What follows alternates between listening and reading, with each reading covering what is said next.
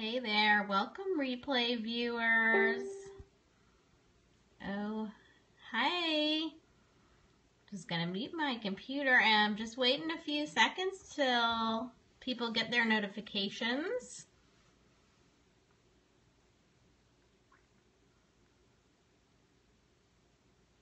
How was everybody's weekend? Mine was pretty busy, but not bad. I was able to at least relax a little. All right, why don't I flip this around and get started? Hey there. Hi, Kelly. Oh, hi, thanks for the hearts. Aren't you sweet? What's up, everybody? Welcome if you're watching the replay or if you're watching live. I'm Bex and I teach second grade. I'm also a teacher blogger, and one of my biggest challenges, is organizing, keeping things organized. And in real life, I love being organized. I love getting all those containers and, everything to sort and file, but it's really hard to keep up in the classroom. So I wanted to come tonight and do a quick scope with an idea for you guys. So here it is. It really changed the way I manage everything. I found out about this a couple years ago, and it's called the paper drop system. It's from Laura Candler. If you don't know her, she has some amazing ideas and resources on her blog, on her Facebook page, and on Teachers Pay Teachers. I'm going to show you in a minute some of those links. But here's how the paper drop system works. So before this, I used to just have, she is got so many terrific ideas. She really is quite the resource. So here's how, hey TPT teacher, oh my gosh, I forget your first name, but thanks for stopping by and joining us. So I'm telling you about a way to organize all those student assignments, and it's Laura Candler's paper drop system. So I used to just pile them all up in a tub and try to paper clip different sets of assignments together. Inevitably, things would get misplaced, and I wasn't able to keep track of really who was finishing what assignments.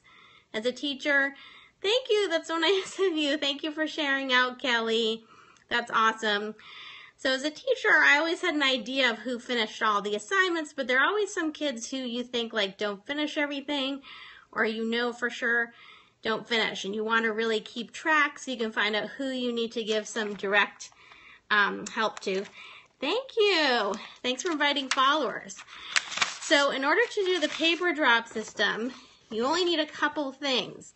You need manila envelopes, the big ones. You need a laminator of some kind. I just use my school laminator. Laura Candler, with her paper drop system, which she has for free, she gives you these checklists. So, hi, thanks for joining. Good evening. Thanks for the hearts, guys. And thanks so much for inviting followers. So I'm telling you a little bit about a way that I help organize my students' papers. And if you're just joining, good evening. I'm Bex. I teach second grade, and I blog over at Reading and Writing Redhead. So with the paper drop system from Laura, you get these checklists. So I write my students' names down here, obviously, and actually assign them numbers. So it comes in handy too. You just list them by numbers. You run these off, cut them. Then you stick your manila envelopes. Hi, good evening. You stick the manila envelopes into the laminator. After they get laminated, thank you. Hi, Cammie. So after you laminate your manila envelope, you just use the paper cutter or scissors and chop off, let me show you here, just this part. Or if there's a clasp, you can cut it right above it. So what you're going to get, and I'm going to try to show this to you without showing my students' names. Thank you guys for the hearts. So you're going to get an envelope that's nice and laminated, that opens up at the top like this. And Laura gives you these cute little, let me just take this off so you can see, these cute little paper drop, kind of like cover sheets. So what she suggests is that you actually like laminate these, attach them to your laminated envelope, and then you can write on with like a dry erase or an expo marker what the assignment is. So at the beginning of this year, when I was setting stuff up, the laminator was short on laminate, so I actually didn't laminate them this time, so you can see they've got a lot of wear. So for now, I've just been sticking little sticky notes on for the students and writing the assignment on it. Also, at the top of these paper drop checklists, student name checklists, you put the assignment there, so they can double check that they're putting it in the right envelope. Doesn't mean a kid won't still put it in the wrong spot, but it's almost foolproof. And I teach second graders, so they're 7 at the beginning of the year, they could still do this. So then I'm trying not to show you their names, but you can see what I do is I staple a bunch of the checklists on at once, and as we finish them, I tear them off.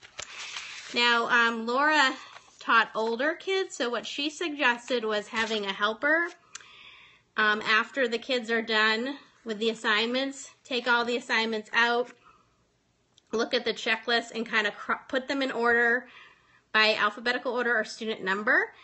So my kids are a little young and not quite 100%, I think, ready to do that, but maybe third grade could, or if you've like a really responsible set of second graders, that would work. But it's pretty easy for me. It takes me like 30 seconds, maybe 45, to quickly go through the papers that are in here and check off on the checklist who really did put it in the envelope.